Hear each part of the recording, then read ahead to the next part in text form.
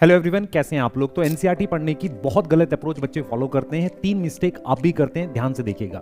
सबसे पहले जब आप एनसीईआरटी पढ़ते हैं तो आप एनसीईआरटी को पूरी तरीके से मार्क कर लेते हैं, पूरी एनसीईआरटी आप कलर कर देते हैं। उससे लास्ट में आपको नहीं पता चलता आपको कैसे उसको यूज करना है। बेस्ट तरीका क्या होता है, आप 3 कलर कोड बनाइए। येलो कलर में आप इंफॉर्मेशन मार्क करिए, ग्रीन कलर में कॉन्सेप्ट मार्क करिए और रेड कलर से अगर आपको मार्क करना है तो डाटा मार्क करिए। यह आपको लास्ट में सेग्रीगेट करने में हेल्प करेगा। दूसरी प्रॉब्लम होती है बच्चों को कि उन्हें पता नहीं होता एनसीईआरटी कैसे पढ़नी है, कब पढ़नी है। वो किसी भी समय उठाकर एनसीईआरटी रीड करने लगते हैं जब बोर होते हैं। इस अप्रोच से क्या होता है, उनके दिमाग में कुछ नहीं जाता, बस समय खराब हो जाता है। तो एनसीईआरटी आपको कब पढ़नी चाहिए, जब चैप्टर पूरी तरीके से फिनिश हो जाए, आपने नोट्स याद कर लिए या आपने क्या किया है, कोई पार्ट है पूरी तरह से याद कर लिया, अब उसको एनसीईआरटी पढ़ के एनालाइज करना है। एनसीईआरटी याद करने से ज्यादा इंपॉर्टेंट है उसको एनालाइज करना।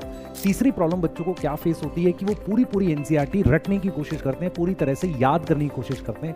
आपको एक बात समझनी पड़ेगी कि 11th की एनसीईआरटी में लगभग 340 पेज हैं। एवरेज अगर मैं 30 लाइंस भी एक पेज पे रखता हूं जिसमें 10 वर्ड्स हैं तो 1 लाख वर्ड्स आपके पास क्लास 11th में है और इतने ही वर्ड्स आपके पास क्लास 12th में है। तो आप किस तरीके से इतने सारे वर्ड्स याद रख पाएंगे। सही अप्रोच क्या होती है कि एनसीईआरटी को आपने एनालाइज करना होता है। इंफॉर्मेशन और कॉन्सेप्ट आपको कई बार रीड करने से याद रह जाता है और लास्ट में जाकर आपने जो रेड से मार्क किया है, सिर्फ डाटा आपको क्या करना होता है, याद करना होता है। आप इनमें से कौन सी मिस्टेक करते हैं, कमेंट में बताइए। और आपको समझ में आया कि कैसी सही अप्रोच रहेगी एनसीईआरटी पढ़ने की, ये बताइए।